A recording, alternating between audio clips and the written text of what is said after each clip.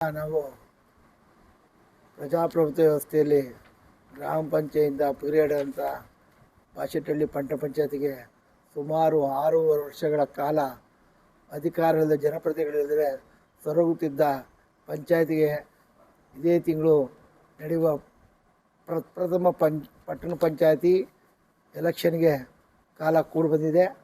ಇವತ್ತಿನ ದಿನ ಏನು ಬಾಶೆಟ್ಟಹಳ್ಳಿ ಪಟ್ಟಣ ಪಂಚಾಯತಿಗೆ 19 ವಾರ್ಡುಗಳಾಗಿ ಸರ್ಕಾರ ಉಳಿಸಿ ಚುನಾವಣೆಗೆ ಸಜ್ಜಾಗಿ ಅಧಿಕಾರಿಗಳು ಪ್ರಜಾಪ್ರತಿನಿಧಿಗಳು ಎಲ್ಲ ತವಕದಿಂದ ಕಾಯ್ತಾ ಇದ್ದಾರೆ.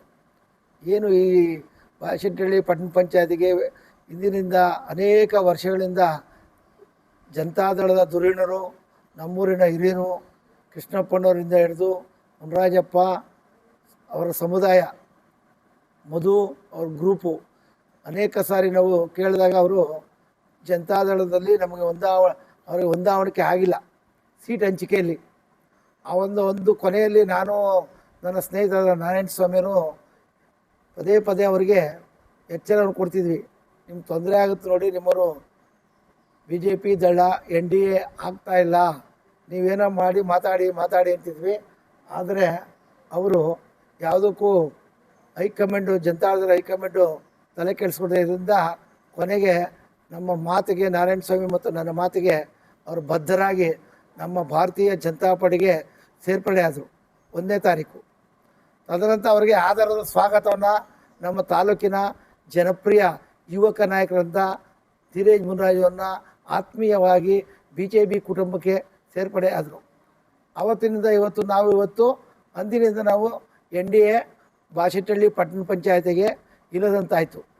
ಕೊನೆಗೆ ನಮ್ಮ ಕ್ಷೇತ್ರ ವರ್ಧನಹಳ್ಳಿ ಕ್ಷೇತ್ರದಲ್ಲಿ ಒಂದು ಸೀಟನ್ನು ನಾವೇ, ಯಾರೇ ಮುಖಂಡರಿಲ್ಲದೆ ನಾವೇ ನಮ್ಮ ಸ್ಥಳೀಯವಾಗಿ ಒಂದು ಸೀಟನ್ನು ಜನತಾದಳಕ್ಕೆ ಬಿಟ್ಟುಕೊಟ್ಟಿದ್ವಿ.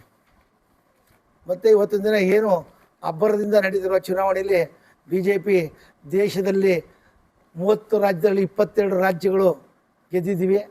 ಪಟ್ಟಣ ಪಂಚಾಯತಿಯು ಸಹ ನಮ್ಮ MLA ಧೀರೇಜ್ ಮುನ್ರಾಜ್ ಸಾರಥ್ಯದಲ್ಲಿ ನಡೆಯೋದ್ರಿಂದ ಇಲ್ಲಿಯೂ ಸಹ 16ರಿಂದ 17 ಸಾಟು ಗೆದ್ದೇ ಗೆಲ್ತೀವಿ ಅಂತ ನಮ್ಮೆಲ್ಲರ ನಂಬಿಕೆ. ಕಾರ್ಯಕರ್ತರು ಹುಮ್ಮಸ್ಸಾಗಿದ್ದಾರೆ, ಓಟ್ ಹಾಕೋಕ್ಕೂ ಜನ ಹುಮ್ಮಸ್ಸಾಗಿದ್ದಾರೆ. ನಮ್ಮ ಶಾಸಕರಂತೂ ಅದ್ಭುತವಾದ ಕೆಲಸವನ್ನು ನಮಗೆ ಕೊಟ್ಟಿದ್ದಾರೆ.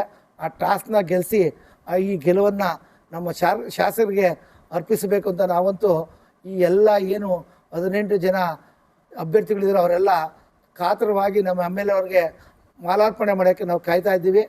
ಈ ಏನು ಮೊನ್ನೆ ಸಹ ನಡೆದಂಥ VSS ಪಂಚಾಯತಿ ಚುನಾವಣೆ ನಾವು 11ಕ್ಕೆ 10 ಸ್ಥಾನವನ್ನು ಗೆದ್ದು ಈಗಾಗಲೇ ಏನು ನಾವು ತೋರಿಸಿದ್ವಿ. ಇವತ್ತು ಸಹ 19 ಕ್ಷೇತ್ರದಲ್ಲಿ 16ರಿಂದ 17 ಕ್ಷೇತ್ರಗಳು ಗೆಲ್ತೀವಿ. ಅದರಲ್ಲಿ ಯಾವುದೇ ಸಂಶಯ ಬೇಡ, ನಾವು ಗೆದ್ದೇ ಗೆಲ್ತೀವಿ. ಪಟ್ಟಣ ಪಂಚಾಯತಿ ನಮ್ಮದಾಗುತ್ತೆ. ಏನು ಇವತ್ತೊಂದು ದಿನ ಈ ರಾಜ್ಯದ ಯುವ ಮೋರ್ಚಾ BJP ಅಧ್ಯಕ್ಷರಾದಂಥ ಯುವ ಮೋರ್ಚಾ ಅಧ್ಯಕ್ಷರು ನಮ್ಮ ತಾಲೂಕಿನ ಶಾಸಕರಿಗೆ ಈ ಗೆಲುವನ್ನು ನಾವು ನಮ್ಮ ಪಟ್ಟಣ ಪಂಚಾಯತಿ ಎಲ್ಲ ಉಮೇದುವಾರರು ಕೊಡ್ತಾರೆ ಅಂತ ನಾನು ಭಾವಿಸ್ಕೊಂಡಿದ್ದೀನಿ. ಈ ಗೆಲುವು 24ರ ನಂತರ ತಮಗೆಲ್ಲ ಸಿಗುತ್ತೆ. ಈ ಸುದ್ದಿಯನ್ನು ನಾನು ಇವತ್ತೇ ಹಂಚುವಂಥ ಒಂದು ಸಂದರ್ಭ ನನಗೆ ಅನಿಸ್ತಾ ಇದೆ.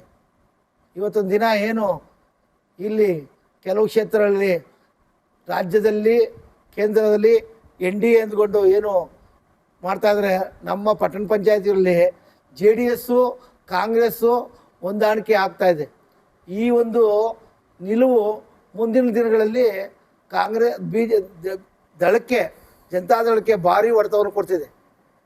ಏನು ಕುಮಾರಸ್ವಾಮಿಯವರು, ದೇವೇಗೌಡರು ಸಹ NDAಗೆ ಒತ್ತು ಕೊಟ್ಕೊಂಡು ಬರ್ತಾರಿಂದ ಅವ್ರನ್ನ ಮಾತನ್ನು ಕಡೆಗಣಿಸಿ ಇಲ್ಲಿ ಅವ್ರಿಗೂ ಸಹ ಅವ್ರ ಮಾತಿನ ಮೇಲೆ ಗೌರವ ಕೊಡ್ತಿದೆ ನಡ್ಕೊತಾ ಇದ್ದಾರೆ. ಇಲ್ಲಿಂದ ಜನ ಅವರಿಗೆ ತಕ್ಕವಾದ ಪಾಠ ಕಳಿಸ್ತೀವಿ. ಇವತ್ತೊಂದು ದಿನ ದಳ ಮುಂದಿನ ದಿನಗಳನ್ನು ಏನು ದೊಡ್ಡಬಳ್ಳಾಪುರ ತಾಲೂಕಿನಲ್ಲಿ ಇದೇ ರೀತಿ ನಡ್ಕೊಂಡ್ರೆ ಇಲ್ಲಿ NDA ಆಗೋದು ಸ್ವಲ್ಪ ಕಷ್ಟ ಆಗ್ಬೋದು.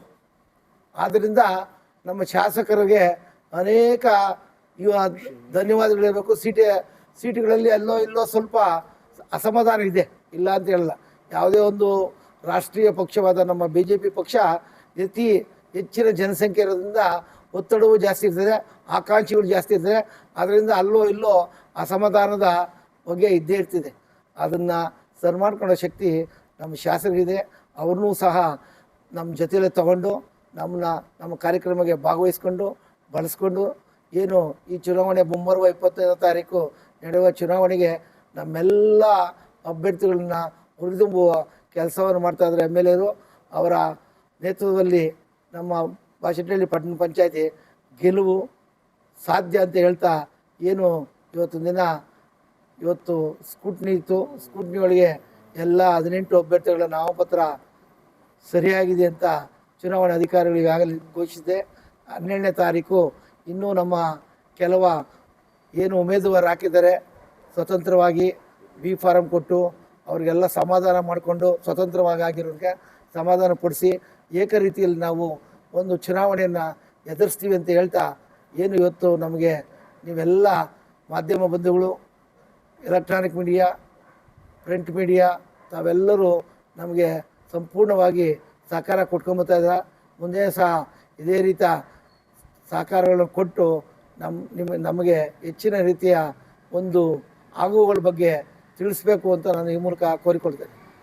ವರದನಹಳ್ಳಿಯಲ್ಲಿ 2 ಕ್ಷೇತ್ರಗಳು ಮಾತ್ರ ಹೊಂದಾಣಿಕೆ ಆಗಿದೆ NDA. ಇನ್ನು ಬೇರೆ ಅದು 2 ಕ್ಷೇತ್ರಗಳು ಬಿಟ್ಟು ಇನ್ನು ಯಾವ ಕ್ಷೇತ್ರನೂ NDA ಜೊತೆ ಹೊಂದಾಣಿಕೆ ಇಲ್ವಾ? NDA ಆಗಿಲ್ವಾ? ಇಲ್ಲ, ವರದನಹಳ್ಳಿ 2 ಕ್ಷೇತ್ರ ವರದನಹಳ್ಳಿ ಒಂದು ಸೀಟ್ ಮಾತ್ರ ಅವ್ರು ಕೊಟ್ಟಿದ್ದೀವಿ ಜನತಾದಳಕ್ಕೆ. ಅಲ್ಲಿ ಆ ವರದನಹಳ್ಳಿಗೆ ಸಂಬಂಧಪಟ್ಟವಾಗಿ ಆ ಏರಿಯಾಗೆ ಸಂಬಂಧಪಟ್ಟಾಗಿ ಒಂದು ಕೊಟ್ಟಿದ್ದೀವಿ ಹೊಂದಾಣಿಕೆ ಸ್ಥಳೀಯವಾಗಿ. ಯಾವುದೇ ತಾಲೂಕು ಮಟ್ಟದಲ್ಲಿ ಜನತಾದಳದವರಾಗಲಿ ಜಿಲ್ಲಾ ಮಟ್ಟದಲ್ಲಿ 3 ಸೀಟ್ ಇರೋದು. ಒಂದು ಕ್ಷೇತ್ರದಲ್ಲಿ JDS ನಾಮಿನೇಷನ್, ಒಂದು ಸೀಟ್ JDS ಕೊಟ್ಟಿದ್ವಿ, 2 ಸೀಟ್ BJP ತಗೊಂಡಿದ್ವಿ. ಉಳಿದ 16 ಕ್ಷೇತ್ರಗಳಲ್ಲಿ ಯಾವುದೇ ರೀತಿಯ ಹೊಂದಾಣಿಕೆ ಇಲ್ಲ. ಎಲ್ಲ ತ್ರಿಕೋನ ಸ್ಪರ್ಧೆ ಇರ್ಬೋದು. ಕೆಲವರು ಅವರು ಮೈತ್ರಿ ಮಾಡ್ಕೊಳ್ಬೋದು, ಕಾಂಗ್ರೆಸ್ ದಳ ಇವು ಸೂಚನೆ ನೋಡ್ತಾ ಇದ್ರೆ ಆ ಥರ ಅಂದರೆ ರಾಜ್ಯ ನಾಯಕರ ಆದೇಶ ಉಲ್ಲಂಘಿಸಿ ಅಸಂಬದ್ಧವಾಗಿ ಇಲ್ಲಿ ಕಾಂಗ್ರೆಸ್ ಜೊತೆ ಮೈತ್ರಿ ಮಾಡ್ತಾ ಇದ್ರೆ ನಮ್ಮ ಸೂಚನೆಗಳು ಬರ್ತಾ ಇದೆ. ಇದೆಲ್ಲವನ್ನು ತಿಳ್ಕೊಬೇಕು ಅಂದರೆ 12ನೇ ತಾರೀಕು ಕಳಿಬೇಕು. ಸರ್, ಇನ್ನೊಂದು ಬಾಶೆಟ್ಟಿಹಳ್ಳಿ ಪಟ್ಟಣ ಪಂಚಾಯತಿ ಚುನಾವಣೆ ಇವಾಗ ನಡೀತಾ ಇದೆ. ಇಲ್ಲಿ ಪಟ್ಟಣ ಪಂಚಾಯತಿ ಚುನಾವಣೆಯಲ್ಲಿ ಯಾವ ಕ್ಷೇತ್ರಗಳು ಎಷ್ಟು ಮಟ್ಟಿಗೆ ಒಂದು ಪ್ರಾಶಸ್ತ್ಯ ಪಡ್ಕೊಂಡವ ಗೊತ್ತಿಲ್ಲ. ಆದರೆ ನೀವು ಅಂದರೆ ಪ್ರೇಮ್ ಕುಮಾರ್ ಎಲ್ಲಿ ನಿಲ್ತಾ ಇದ್ದಾರೋ ಅಲ್ಲಿ Prem Kumar versus all in one ಅನ್ನೋ ಒಂದು ಸುದ್ದಿ ಎಲ್ಲ ಕಡೆ ಹರಡ್ತಾ ಇದೆ. ಅದ್ರ ಬಗ್ಗೆ ಏನು ಹೇಳ್ತೀರಾ? ಈಗ ನಾನು 2ನೇ ವಾರ್ಡು ಮತ್ತು 14ನೇ ವಾರ್ಡಲ್ಲಿ 2 ಕಡೆಯೂ ಸ್ಪರ್ಧಿಸುವುದರಿಂದ ಈ ಪಟ್ಟಣ ಪಂಚಾಯತಿಲಿ ನನ್ನ 2ನೇ ವಾರ್ಡ್ ಒಳಗೆ ಅನೇಕ ನಿಂತಿದ್ದಾರೆ. ಇದುವರೆಗೂ ನಮಗೆ ಗಾಸಿಪ್ ಬರ್ತಾ ಇದ್ದಾರೆ ಪ್ರೇಮ್ ಕುಮಾರ್ ವರ್ಸಸ್ ಅದರ್ಸ್ ಅಂತ. ಹೌದು, ಅದು ನನಗೆ ಇದುವರೆಗೂ ಏನು ನನಗೆ ಗೊತ್ತಿಲ್ಲ. ಏನು 12ನೇ ತಾರೀಕು ತದನಂತರ ಯಾರ್ಯಾರು ವಾಪಸ್ ತೊಗೊತಾರೆ, JDS ವಾಪಸ್ ತಗೊಂತಾರೋ, ಕಾಂಗ್ರೆಸ್ ತೊಗೊಂತಾರೋ, ಇಂಡಿಪೆಂಡೆಂಟ್ ತೊಗೊತಾರೋ ನನಗೆ ಗೊತ್ತಿಲ್ಲ. ಅಲ್ಲ, ಅಲ್ಲಿ ನಾವು ಗಮನಿಸ್ತಾ ಇರೋ ಪ್ರಕಾರ ನಿಮ್ಮನ್ನು ಒಬ್ಬರನ್ನ ಸೋಲಿಸೋದಕ್ಕೆ ಎಲ್ಲ ಪಕ್ಷಗಳು ಒಂದಾಗ್ತವೆ ತದನಂತರ ಅದು ಗೊತ್ತಾಗೋದು. ಪ್ರೇಮ್ ಕುಮಾರ್ ಮೇಲೆ ಎಲ್ಲರೂ ವಾಪಸ್ ತಗೊಂಡು ಸ್ಟ್ರೈಟ್ ಫೈಟ್ ಬರ್ತಾರೋ ಅಥವಾ ಅವರ ಕಾಂಗ್ರೆಸ್ ಪಕ್ಷ ಅವ್ರ ನಿಲುವನ್ನು ಸಮರ್ಸ್ಕೊಳಕ್ಕೆ ಅವರು ನಿಂತಾರೋ, ದಳದ ಒಂದು ಅವ್ರ ನಿಲುವು ಅವ್ರ ಭದ್ರತೆಯನ್ನು ಕಳ್ಕೊಂಬಾರ್ದು ಅಂತ ಅವ್ರು ನಿಲ್ಸ್ತಾರೋ, ಇಂಡಿಪೆಂಡೆಂಟ್ ನಿಂತ್ಕೊಂಡ್ರೆ ನಮ್ಗೆ ಗೊತ್ತಿಲ್ಲ. ನಮ್ಗೆ ಕೇಳಿ ಬಂದಿರೋದು ಪ್ರೇಮ್ ಕುಮಾರ್ ಸೋಲಿಸ್ಬೇಕು ಅನ್ನೋದಷ್ಟೇ ನಮ್ಮ ಉದ್ದೇಶ, ಅಲ್ಲಿ ಯಾರನ್ನ ಗೆದ್ಕೊಂಡ್ಲಿ ಅವರ ಉದ್ದೇಶ. ಪ್ರತಿಯೊಬ್ಬ ಸ್ಪರ್ಧಿಗೂ ತನ್ನದೇ ಆದಂಥ ಒಂದು ರೀತಿಯ ಗೆಲ್ಲಬೇಕು ಒಂದು ಆಸಕ್ತಿ ಇರ್ತದೆ. ಆ ಆಸಕ್ತಿನ ಅವರು ಯಾವ ರೀತಿ ವ್ಯಕ್ತಪಡಿಸ್ತಾರೋ ನನಗೆ ಗೊತ್ತಿಲ್ಲ. 12ನೇ ತಾರೀಕು ಆದಮೇಲೆ Prem Kumar versus all in ಒನ್ನೋ ಅಥವಾ ಪ್ರೇಮ್ ಕುಮಾರ್ ವರ್ಸಸ್ಸು ಜನತಾದಳನೋ ಕಾಂಗ್ರೆಸ್ಸು ಇಂಡಿಪೆಂಡೆಂಟ್ ಇಲ್ಲ, 12ನೇ ತಾರೀಕು ಗೊತ್ತಾಗುತ್ತೆ. ಅವ್ರು ಯಾರ್ಯಾರು ವಾಪಸ್ ತೊಗೊಳೋ ದಿನ ಅವ್ರ ಏನು ಅವರ ಅಸ್ತಿತ್ವ ಉಳಿಸ್ಕೊಳಕ್ಕೋಸ್ಕರ ಏನೇನು ಎಲ್ಲರೂ ಅವ್ರು ಏನೋ ತೊಗೊಂಡ್ರೆ ಅವ್ರ ಅಸ್ತಿತ್ವ ಹೊರಟೋಯ್ತು. ಕಾಂಗ್ರೆಸ್ ಆಗಲಿ, BJP ಆಗಲಿ, ದಳ ಆಗಲಿ ಸ್ವತಂತ್ರವಾಗಿ ದಳದ್ದು ಅವೆಲ್ಲ ಬಿಟ್ಬಿಡಿ, ಇಂಡಿಪೆಂಡೆಂಟ್ ಬಿಡಿ. ಈ ರಾಷ್ಟ್ರೀಯ ಪಕ್ಷವಾದಂಥ ಕಾಂಗ್ರೆಸ್ ಆಗ್ಬೋದು, ರಾಷ್ಟ್ರೀಯ ಮಟ್ಟದಲ್ಲಿ ನಡೆದಿರೋ ದಳಪೈಟ ಅವರ ಸ್ಥಾನವನ್ನು ಅವರ ಭದ್ರತೆಗೋಸ್ಕರ ಅವ್ರಿಗೇನಾದರೂ ಇದ್ದರೆ ಇಂಡಿಪೆಂಡೆಂಟ್ ನಿಲ್ತಾರೆ. ಆದರೆ ಅವರು ಸ್ಥಾನಮಾನ ಮುಂದಿನ ದಿನಗಳಲ್ಲಿ ಯಾವ ರೀತಿ ಜನ ಅಂತ ಗೊತ್ತಾಗುತ್ತೆ. ನಮ್ಮ ಪಕ್ಷ ರಾಷ್ಟ್ರೀಯ ಪಕ್ಷ, ನಾವೆಲ್ಲರೂ ಎದುರಿಸೋಕ್ಕೆ ಸಿದ್ಧವಾಗಿದ್ವಿ.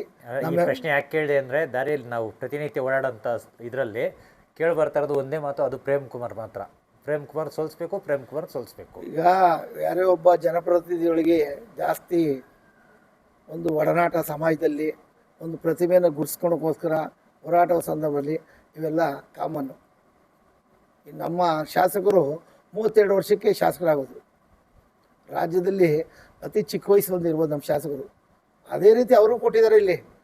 ಅವರು ಇವರು ಒಂದಾಗ್ಬಿಡ್ತೀವಿ ಅನ್ನೋ ನಿಜವಾದ ಜನಗಳು ಸರಿಯಾದ ರೀತಿಯಲ್ಲಿ ಅವರಿಗೆ ಬಹುಮತವನ್ನು ಕೊಟ್ಟರು. 32,750 ಬಹುಮತ ಕೊಟ್ಟರೆ ಎಲ್ಲರೂ ಒಂದಾಗಿ ತುಳಿಬೇಕು ಅಂದ್ರೂ ಯಾರು ತುಳಿಯೋಕೆ ಯಾರಿಂದನಾಗಲ್ಲ. ಮತನಾರ ಒಬ್ಬ ದೇವರೊಬ್ಬನೇ ತುಳಿಬೇಕು. ಪ್ರೇಮ್ ಕುಮಾರ್ ಹೇಳಿದ್ರು ಆಗಲ್ಲ, ದಳದವ್ರು ಹೇಳಿದ್ರು ಆಗಲ್ಲ, ಕಾಂಗ್ರೆಸ್ ಅವ್ರು ಹೇಳಿದ್ರಲ್ಲ, ಇಂಡಿಪೆಂಡೆಂಟ್ ಇದ್ರು ಆಗಲ್ಲ. ಏನು ಆ ಶಕ್ತಿ ಇರೋದು ಜನಗಳ ಕೈಯಲ್ಲಿ. ಆ ಜನಗಳ ಕೈಯಲ್ಲಿ ಈಗಾಗಲೇ ಯಾರು ಒತ್ತಬೇಕು, ನಿರ್ಣಯ ಮಾಡಬೇಕು, ಯಾರಿಗೆ ಜಯಮಾಲೆ ಹಾಕಬೇಕು ಅಂತ ಈಗಾಗಲೇ ಜನ ಡಿಸೈಡ್ ಮಾಡಿದ್ದಾರೆ. ಆ ಡಿಸೈಡ್ನ ಯಾರ ಹೂವು ಯಾರ ಮಾಲೆ ಅವ್ರು ಬೀಳ್ತಾರೆ ಗೊತ್ತಿಲ್ಲ, ದೇವ್ರು ಯಾರ ಹೆಸರಲ್ಲಿ ಅವ್ರು ಬರೀತಾರೆ. ಈಗ ಅವರು ಒಂದಾಗಿದ್ದಾರೆ, ಇವರು ಒಂದಾಗಿದ್ದಾರೆ, ನಾವೆಲ್ಲ ತಲೆ ಕೆಡ್ಸ್ಕೊಳಕೋಲ್ಲ. ನಮ್ಮ ಪಾರ್ಟಿನೂ ತಲೆ ಕೆಡ್ಸ್ಕೊಳ್ಳೋಣ. ಏನು ಮುಂದೆ ಬರುವ ಹೋರಾಟವನ್ನು ಸಮರ್ಥವಾಗಿ ಎದುರಿಸಿ ಜಯದ ದಾರಿಯನ್ನು ಸಾಕ್ತೀವಿ ನಾವು. ಗುರಿನೇ ಅದು. ಪ್ರತಿಯೊಬ್ಬ ಮನುಷ್ಯನು ಎಲ್ಲ ಸ್ವಾರ್ಥಿಗಳು ಜನ ಇರೋದ್ರಿಂದ ನಾವು ಗೆಲ್ಲಬೇಕು, ನಾವು ಅಂತಾರೆ. ಅದು ಬೇರೆಯವ್ರ ಮೇಲೆ ಹೂಬೆ ಕುಣ್ಸಕ್ಕೆ ನಾನು ಹೋಗಲ್ಲ. ಏನು ಮುಂದಿನ ದಿನಗಳಲ್ಲಿ ಕಾಲಲ್ಲೇ ನಿರ್ಣಯ ಹೇಳ್ತಿದೆ. ಯಾರು ಹೆಂಗೆ ಮಾಡಿದ್ರು. ಈ ಅಕ್ರಮ ಸಂಬಂಧಗಳು ದಿನ ನಡೀತವೆ. ಅಕ್ರಮ ಸಂಬಂಧಗಳು ನಡೆಯಲ್ಲ.